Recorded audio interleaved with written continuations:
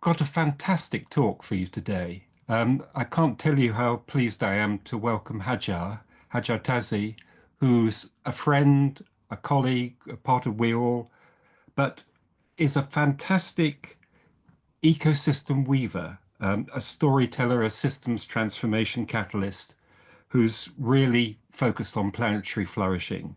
And she's got many roles, but I think, got the best job title ever, I think. The Director of Ecosystem Weaving and Strategic Initiatives at the Synergia Institute. But she's also a board member of Shareable, Gaia Education, Post-Growth Institute, ambassador of several organizations, and intricately involved in WEAll, donut economies, all sorts of things. I'm not going to go through them all, Hajar, but it's amazing and a really good time for this talk, because what we need more than anything is radical collaboration. We're not going to shift all the systems we need to shift unless thousands stroke millions of us work together. We need millions of hearts, hands, and souls working together. And in the economic system terms, the neoliberals did it through the power of money and use of elite power. The only way the systems are going to shift, and they will shift because it's happening already, is by people all over the world really radically collaborating. The idea that we can afford to fall out with each other or not work with each other because of a minor difference of policy or something like that, it's far too late for that. The time now requires us all to work together. And I think that's starting to happen. And Hajar is going to show how we can weave and connect. And it's all about hearts, minds, souls, and hands working together. And I see a huge shift already happening. So while we look at the outer news thinking it's so gloomy, I see so many people willing to work together like I've never seen before in my life. And that's what this is all about, how we weave and connect and make something happen without a top-down or a bottom-up type approach. It's how we connect together to make things happen. And we can, and we will. So over to Hajar. Big welcome. Thank you so much, Stuart. I would have loved for you to be the keynote speaker for this talk and for me to just be a keynote listener. But yes, thank you. And thank you to the whole WEAll team for this invitation. It's a real pleasure to be with all of you today. And to get us started, I was thinking about perhaps starting with a short grounding, just to give us the opportunity to land into this present moment together, and also to the core of today's topic, which is about fragmentation and weaving. So I'd like to invite you to, first of all, switch to gallery view, and you'll understand at the end of this grounding the reason why I'm making this request, but to be able to see all the beautiful faces of the people who have chosen to join us today. And whenever you're ready, I'd like to invite us to close our eyes for just a moment and to notice the rhythm of our breath coming and going like the tide. And for just a moment, to allow ourselves to experience the uncomfortable feeling of fragmentation within ourselves, in our relationships, communities, and within this living earth that holds and sustains us all. And rather than turning away from the discomfort, I'd like to invite us to stay with this feeling and to notice what it stirs deep within our inner ecologies. If fragmentation had a color, a fragrance, a texture, what would it be?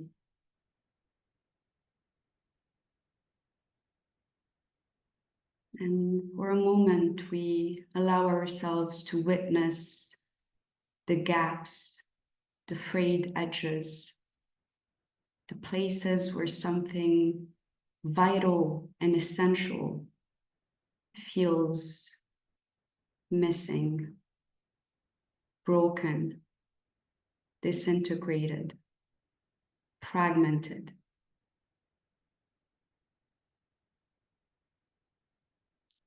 And as we do, we can also take this opportunity to recognize that we are never really alone, even in the midst of disconnection and fragmentation.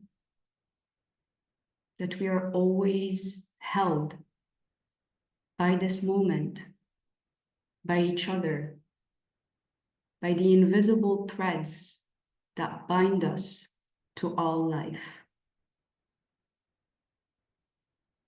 And whenever you're ready, I invite you to come back to this digital garden and to look at the faces, the beautiful flowers on the screen. Knowing that all of these people, all of these human beings chose to show up today, bringing their presence, their stories, their longing for deep connection and wholeness. And just as roots seek one another beneath the soil, we too are reaching for one another toward belonging, toward wholeness, toward the possibility of weaving something beautiful together, as we are also woven into the web of life. And so now that we've taken this moment to feel into fragmentation and disconnection in our lives and communities, I'd like to invite us to take a moment to share about our experience. And for that, I will be sharing shortly a link to a Mentimeter. And actually, right here, we have the question that we're asking, which is, where do we long for deeper weaving, belonging, and wholeness? And so you can follow the link in the chat or also use your phone to scan this QR code.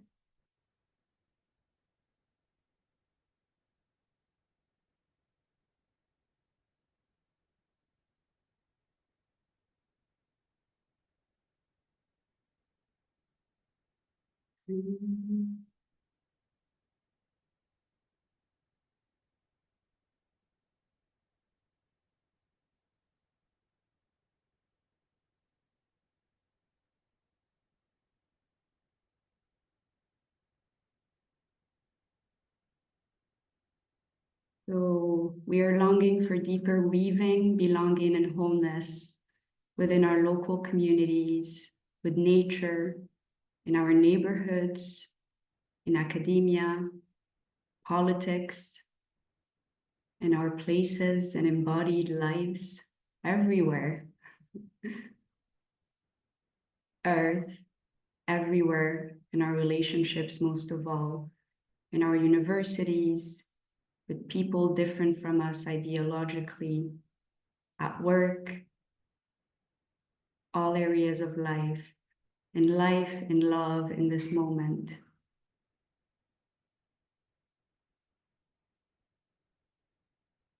Within families, cities, geopolitics, workplaces, with people who think and maybe look different from us, within our countries, collaborators. across disciplinary and geographical boundaries, in our sense of purpose, with the stories we tell and how they relate to the reality of our relationships to each other and to the earth. Self, in the universal oneness of our souls, amongst youth and young people,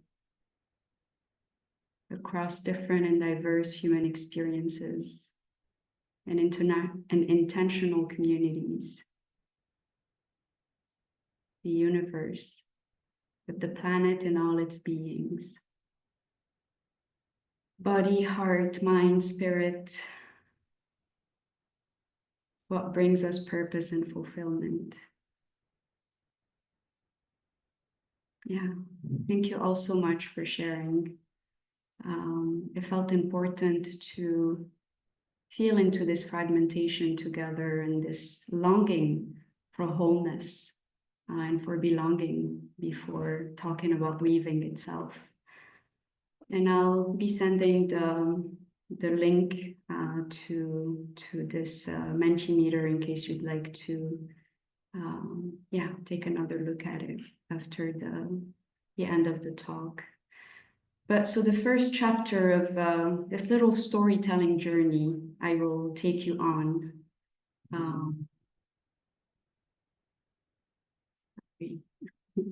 Yes, so the first chapter is about the Great Unraveling. And so the Great Unraveling is a term coined by an environmental activist named Joanna Macy to refer to the ongoing disintegration and collapse of living structures. So really it refers to the gradual breakdown of our social ecological systems, but also the structures of meaning, belonging, purpose, and personal and collective ontologies and identities. And as mentioned by Joanna Macy, systems don't just fall over dead. They fray, progressively losing their coherence, integrity, and memory. And so here we have an iceberg representing this era that we are currently going through of the Great Unraveling. And it helps us really understand the cascading crises that we see unfolding today, which have also been referred to as polycrisis or metacrisis. And so at the visible surface, we witness extreme weather, economic crises, social unrest, political instability. But these are just symptoms of deeper systemic patterns and structures, such as widening inequalities, growth-dependent economies, and the erosion of trust in our institutions that have been unraveling over time. And of course, all of these drivers are invisible. Most of the time, we only notice the events and manifestations of these drivers. And so if we go further, beneath to the lower levels of the icebergs, we see deeply entrenched mental models, belief systems and values that prioritize competition over collaboration, extraction over regeneration. And at the very base of the iceberg, we see the ontological and mythological foundations. So stories of separation, this view of linear progress, the idea that humans have mastery over nature. And all of these stories we've been sort of hearing ever since we were children, and we've absorbed them, and they have come to shape the trajectory of our civilization. And the idea is that if we truly want to address these crises, we must go beyond surface level interventions and begin reshaping our worldviews and the mythologies that underpin them. And that's why the art of weaving is very much intertwined with that of storytelling and myth making, because weaving new stories means also weaving new possibilities that may materialize into new futures that are life-sustaining. And the chapter 2 of this grand epic is the great weaving. And so just to quickly try to introduce a concept that is so dear to my heart. The act of weaving is so much more than just a craft, as it's usually understood. It is also a metaphor, a way of being, and a practice of remembering and reconnecting. And across cultures and times, weaving has represented this act of bringing together diverse threads of worldviews, of people, organizations, movements, possibilities, into something stronger, something more beautiful, something more whole. And so what does it mean to be a weaver in times of collapse? So in a time where everything feels rather fragmented, weaving is an act of mending, mending our relationships, our connection to the place we inhabit, our sense of belonging within our communities and within this wider web of life that we're a part of. And it is also a way of bridging silos, disciplinary, generational, cultural, ideological, and reconnecting ideas, cosmovisions, movements that have been kept apart, separated, while also reclaiming ancient and new life-sustaining ways of inhabiting our beloved earth together. And ultimately, weaving is about possibility. It's about planting seeds of new social economic imaginaries and cultivating the underground mycelium that connects and nourishes these emergent futures. And so in weaving, we ask, what threads am I currently holding? And how and where may I weave them into something that enables the flourishing of all life? The life that flows through us, within us, all around us, and simply really the life that we are. And so the practice of weaving, whether it's worldviews, networks, movements, enables us to open up pathways where the more beautiful economies that our hearts know are possible start to become a reality. Economies that are rooted in care, solidarity, and kinship, not just amongst human beings, but with all life. And our question becomes, can we reweave the web of life before it fragments beyond repair? I do not have an answer to this question. Maybe, maybe not. But I see the very act of weaving as an act of hope, an act of resistance to the forces that are seeking to pull us apart. Yes, the web of life is fraying, but even the most fragile threads can be rewoven with care and intention. Across times, ecosystems have regenerated, communities have healed, and new possibilities have emerged from collapse and breakdown. What matters is that we step into the work of weaving and strive to bring the world back to its wholeness, together, thread by thread. Because even if we don't know the outcome, the act of weaving itself is a commitment to life. And so here, another iceberg that looks similar, but is in fact quite different. And it is the iceberg of the Great Turning.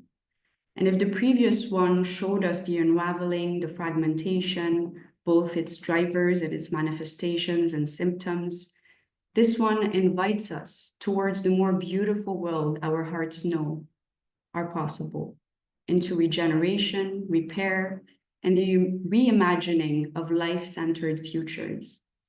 So what we see on the surface, the well-being of people and planet, ecological regeneration, thriving commons, community-led governance, are not isolated events that may or may not arise. They are dependent on deeply ingrained patterns of regeneration that could take root over time, that need to be supported by structures designed to sustain life instead of extracting from it. Beneath these structures are shifts in our ways of being and relating to one another and to the more than human world. From egocentrism to ecocentrism and earth stewardship, from control to care, from scarcity to trust in the abundance that lies within us and all around us, from growth-oriented economies to place-based, needs-oriented economies. And at the deepest level, there is a shift in our ways of defining ourselves in relationship to each other and to the web of life. A return really to seeing Gaia, Pachamama, Mother Earth, as a living, intelligent being, and ourselves as diverse yet united expressions and manifestations of the earth. So in sum, I really believe that the creation of life-centered economies and futures requires us to make our very identities life-centered and our primary allegiance to become one of belonging to the wider web of life that holds us and sustains us. All of our words, actions, creations must stem from this understanding that we are not separate from each other and the earth. We are just beautiful, diverse expressions of the same life and essence that flows through everything.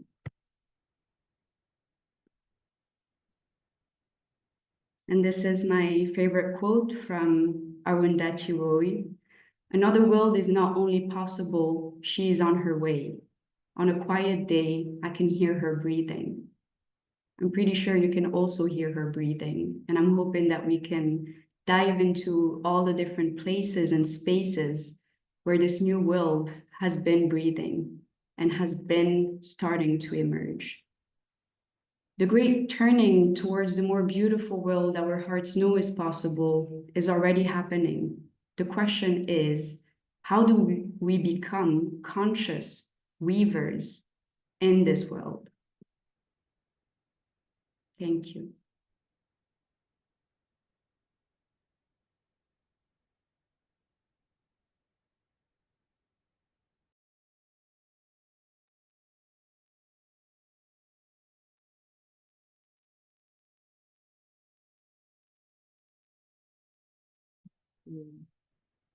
Stuart, you're on mute. There we go. Sorry, yeah. I'm overtaken by feeling rather than playing my role as chair. But that was so wonderful. Thank you. And you left us on the most amazing note. So we've got time for discussion, a good time, and really, Tobler, if there are any questions in the chat, pass them on to me. But what I'd like is let's try and make this as interactive as possible. Those of you who are happy, please put your hand up, or ideally press the raise your hand button. That way you'll get moved to the front, and I'll see you. Because the trouble is we've got so many wonderful people, we can't see all screens. So please, questions, comments. Let's get into some discussion. But I think you've put a huge, I think a very hopeful challenge to us, Hajar, that we actually, if we're going to shift our systems, doesn't just need radical collaboration. It needs us really redefining ourselves, as you say, to see ourselves as belonging to that wider web of life and that ecosystem. So brilliant. Push. Lovely to see you. You've come up first on my screen, so over to you. You have to unmute yourself. Pushpanath, can you hear me? Hello, can you hear me? Yep, we can hear you now. Thanks. Great. Apologies, the camera is not working, I think. I don't know why. I was just waiting for someone else to start and then join. Oh, well, you got in first. Well done. Go for it anyway. No, I think it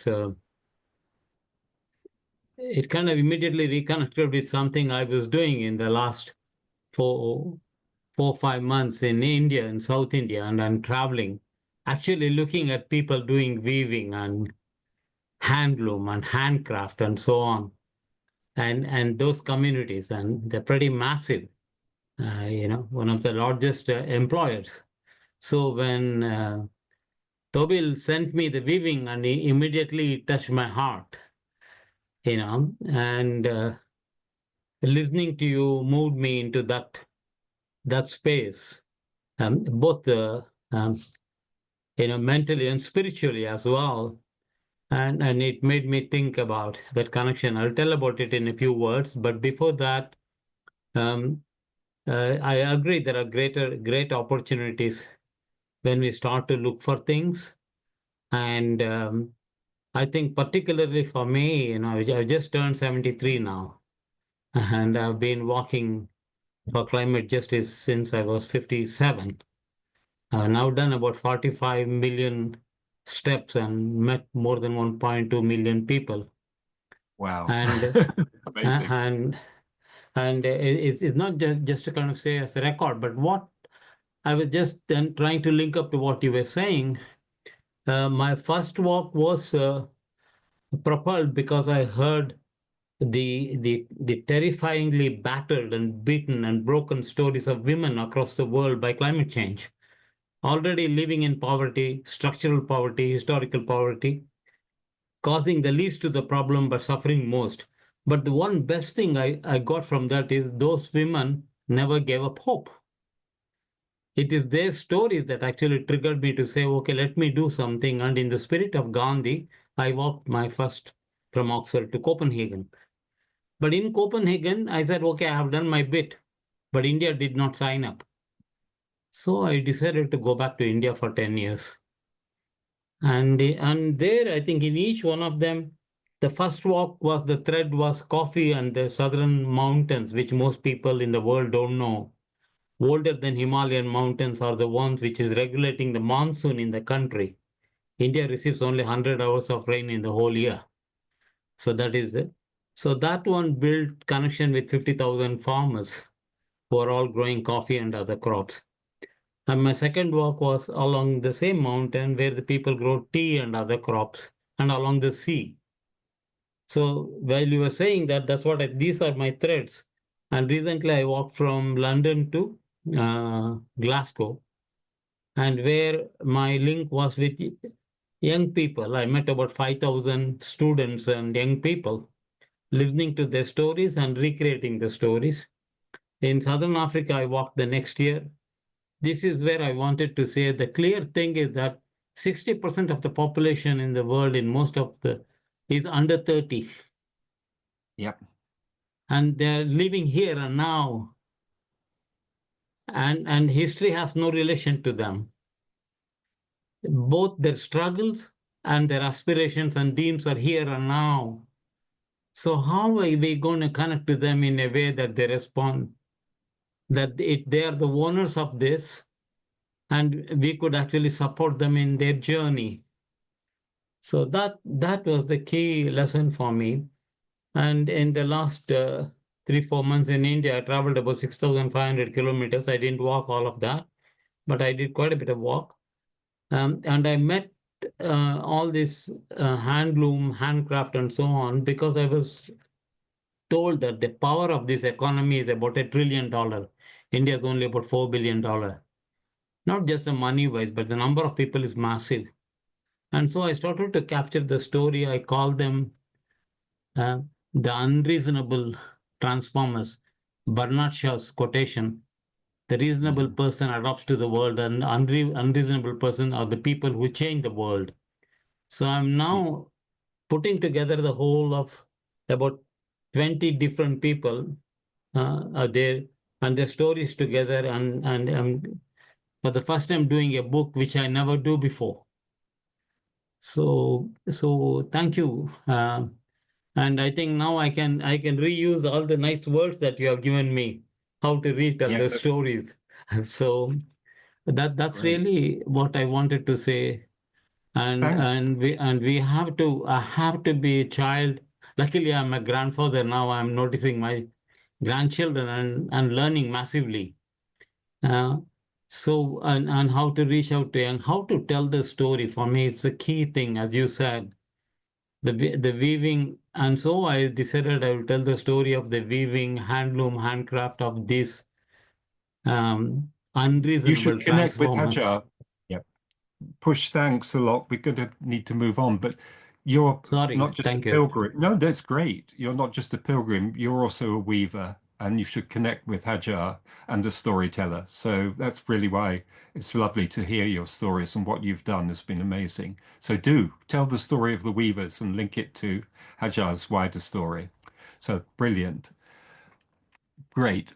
Braden, do I pronounce that right? Yeah, yeah. Great. No, I just wanted to tell Hajar uh, that I appreciate the language that she uses to convey like it's very poetic and heartfelt language.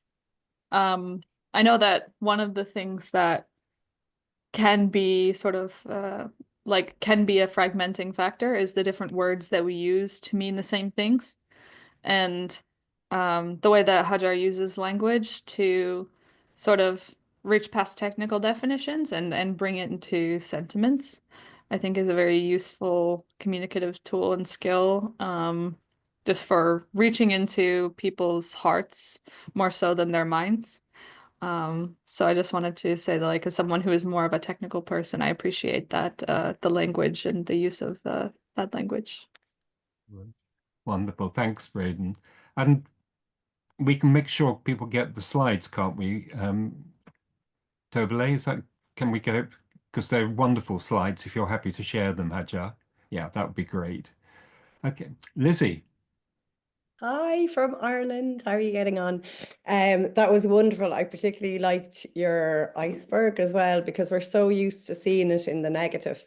And I guess that's my question to throw out to everybody, is that our movements and our activist movements, including like in general, the left, have been, I suppose, criticized, particularly now regarding, I suppose, we've quite a doomsday approach to everything without kind of offering solutions and alternatives and hope. And I guess any suggestions for a worldwide movement of just like a more, I suppose, not offering solutions as such, but like the well-being economy is the one place where I found, like, you know, hey, it is possible, if you know what I mean. So it's a call out for a movement to say, hey, this is possible. So Great. thank you, Hajar. That was gorgeous, really, really Thanks. inspiring and new as well. So thank you. Hajar, do you want to say anything back on that? Just, yeah, deep gratitude for all of these wonderful, kind words that I've been hearing. Much appreciated. Great. Thanks. Michael McCarthy. McCarthy Flynn, sorry. Get there. Yes, another voice from Ireland. Hi, everybody. I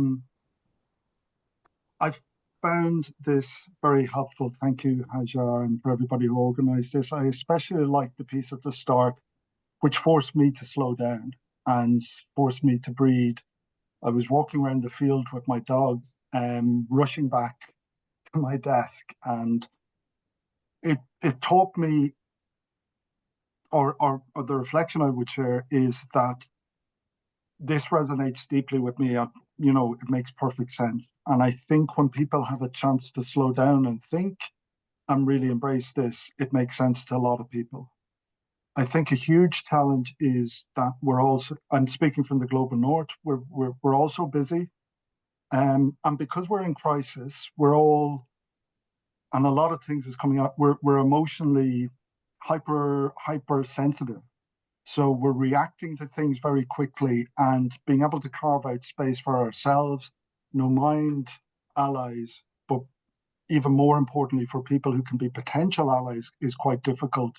So we can really reflect this. So I really welcome any thoughts, suggestions people might have about how we can better carve out space for not just the usual suspects, but the unusual suspects, to reflect on these and to begin weaving back our connections, I guess. Lovely. That's a great thought. Hajar, do you want to say anything on that? I mean, I would really love for this to be more of a, discussion amongst all of us. That's also, the art of weaving is to really create these spaces where we can start harnessing and harvesting our collective intelligence and wisdom. But I felt as though what you mentioned was more of an answer than a question. Simply need to start creating these spaces where we can not only problem solve, but also feel into the fragmentation and feel into our shared longing for belonging. And so, yes, these spaces are very important, and all of us can start to cultivate and nourish them. Great, thanks. Lizzie, are you coming in? Yeah, no, they're great. They're kind of No, good. just your hand's still up. I wasn't sure whether you Oh, wanted to come sorry. back Oh on no, that. my hand is down now. Okay, great. Just I think checking. slow down. And I think one thing just to mention, just the whole kind of movement as well towards like pleasure activism as well.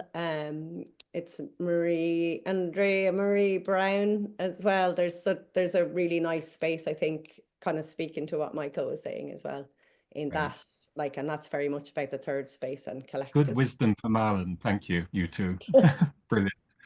Vicky, Vicky Acevero? I'm not sure I pronounced your name, Vicky, properly. But... Yes, thank you, Stephen. Vicky Acevero. I'm in from Trinidad and Tobago, where I used to, yes, a green market that was connecting local farmers and artisans directly to consumers.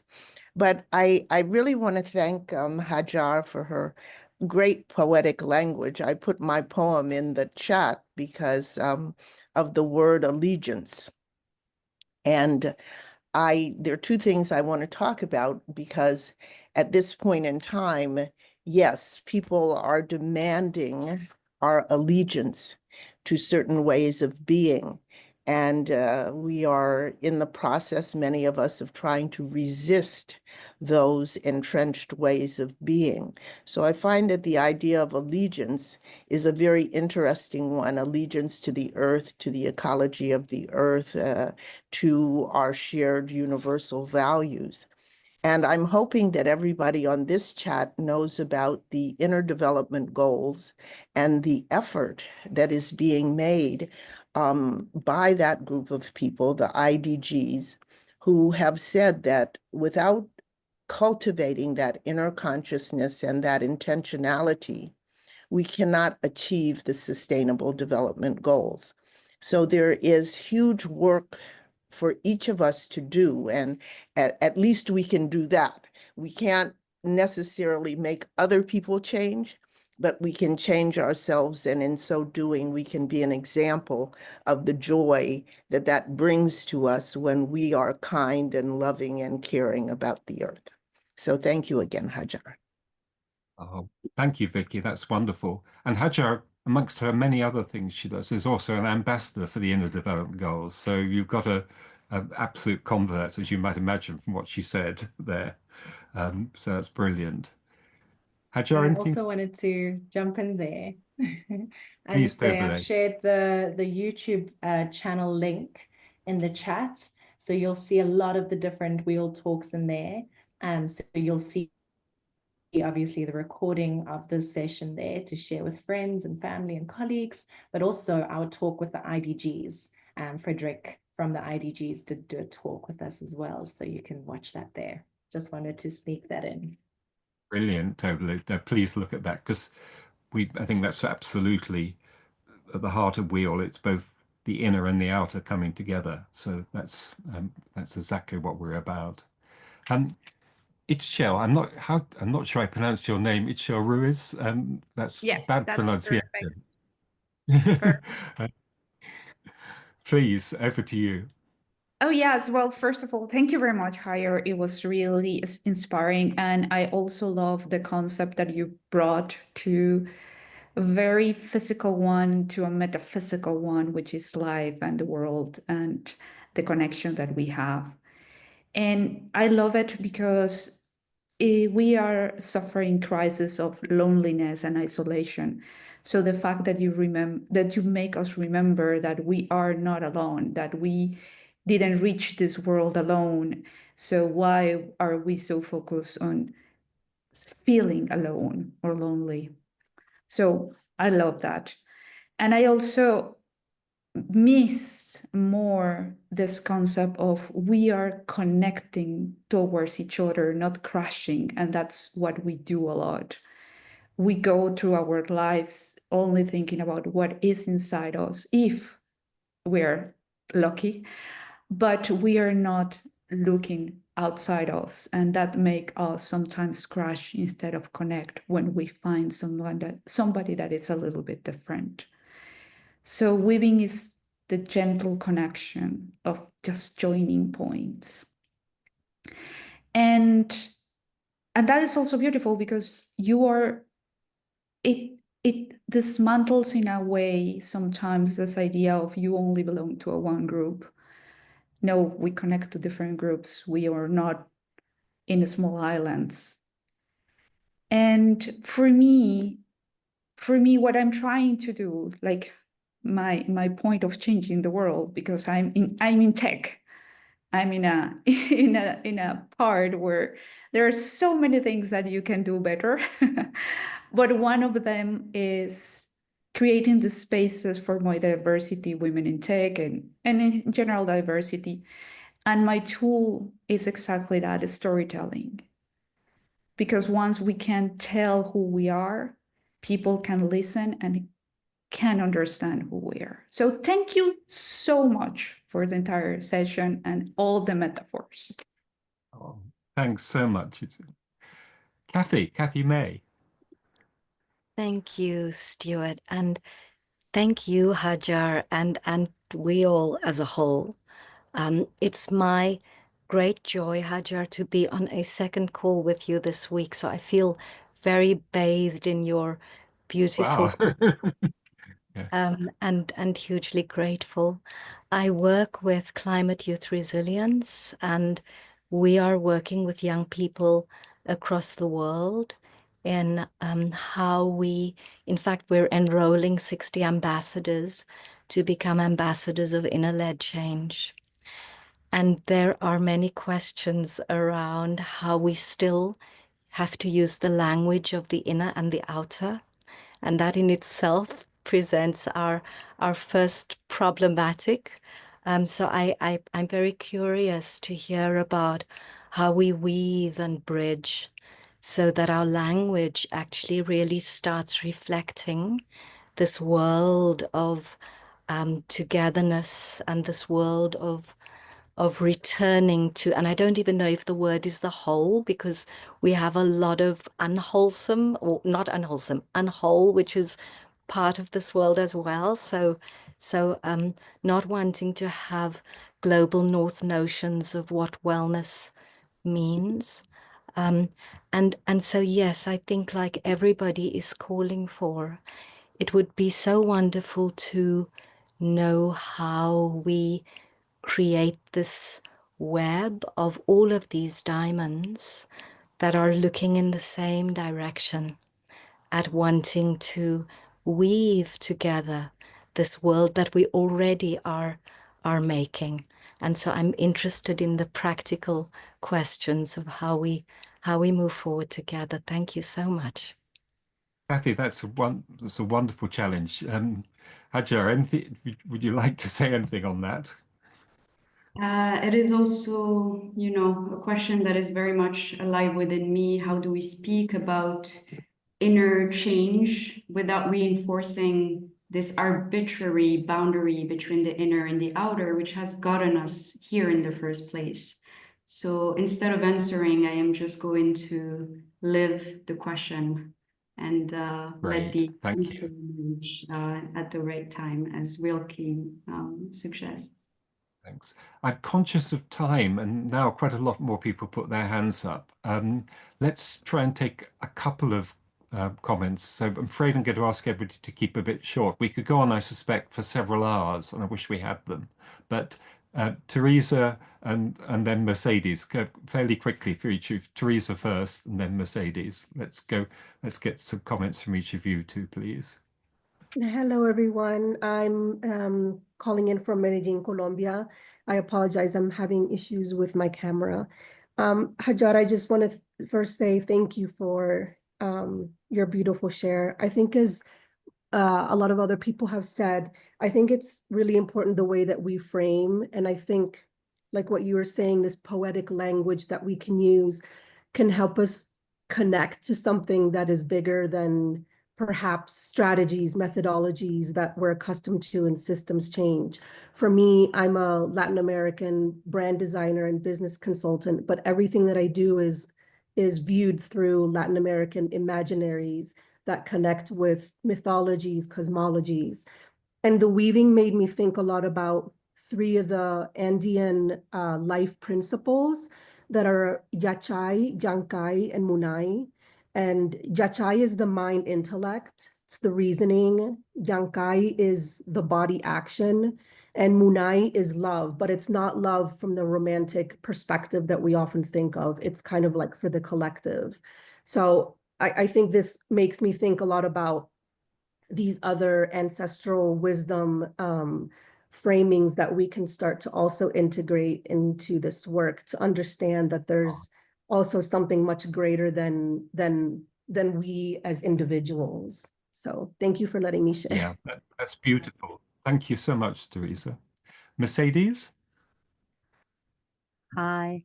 Well, I'm calling in from Uruguay, and I would like to thank Tara and everybody. And I wanted to share, we are working a lot with art, dance as a way of connecting different people that feel that they are maybe far away from other people. I work a lot with people with disabilities. And art creates a bridge in which you connect immediately can connect with others in order to, after that, see how we can redesign new ways of co-living. So thank you very much. I love the metaphors and all this, and really nice. Oh, thanks, Mercedes. That's also beautiful. Thank you. Stephen and Gerald, again, just time for quick comments from each of you, and then I want to bring Donna in, and then we're probably going to need to wrap up, sadly, which is awful. Stephen. Yes, it's great to see you, Hajar, and thank you so much for an inspiring talk and session. I'm calling from the United States. I work with a group called the Alternatives Project. We're new WEAll members, and I had a comment for WEAll. I went to the member meeting last month, and we all laid out its 3 or 4 priorities. And I was just thinking of the iceberg and the mythological and ontological foundations of the problem and the change needed. And I just thought we all may want to add a priority for this year of changing the narrative. We have to go back to that bottom of the iceberg and work on changing the narrative as a priority. So just a comment for WEAll. Thank you very much. Stephen, I think very well made, because I agree totally. That's at the heart of what we're going to bring about change. It's going to be at the heart of it. Thank you. Gerald, lovely to see you. Yeah, I just want to go back to this thing about slowing down and finding space. I'm a Quaker. I don't know how many of you know about Quakers, but we are a religious group going back to 300 years. And we sit, unlike other religious groups, we sit in silence and people speak out of the silence. We are very committed to social activism. But what we have found the last few years in Exeter, where I am, our numbers have been going up. Over the last 2 or 3 years, we actually had an increase, particularly of young people, young students. And I think what they really value, as well as all our social commitments, is the chance just to sit and quietly and not have anybody kind of breathing down their nose and speak when they feel moved. So I just wanted to give that information about Quakers if you don't know about them. Thank you. Yeah, no, very valuable. And back to what a couple of people were raising earlier about how one slows down in this world. Donna, Craig, almost last word to you, and then going to come over to Teresa, not Teresa, to Hajar. Donna. Thank you. Everything has been so extraordinary, and Hajar, just such a wonderful presentation. But I have been doing this work for a long time, and have slowed down to teach sustainable practical skills, so weaving and woodwork and sewing, but to both children at schools in the northern and the southern hemisphere, so schools in Southern Africa and in the UK. And so if there's anything that I can do to weaving the different continents and the work that we do together, I would love to help. It is extraordinary when you work with children in nature-based education, how much they want to learn and how much they love learning and how much the teachers relax, and it becomes a joy for everybody. So just I thought I'd mention that, but thank you so much. That's beautiful as well. Thank you, Donna. There's so much wonderful thoughts. Hajar, ready time, unfortunately, for last word to you, and I'll just say a couple of words, and then we'll just let Tobele close off. Wow, really is all I have to say. This call is really making me realize that there are so many weavers out there. Each one of you is a weaver, whether you weave through your hands, you weave through your words, through, your work. And we are, I think, weaving something very beautiful together. And again, there is no way to tell whether we will be able to avert, breakdown or collapse, but to continue weaving, because that is our commitment to life and to the earth and to each other, is very beautiful.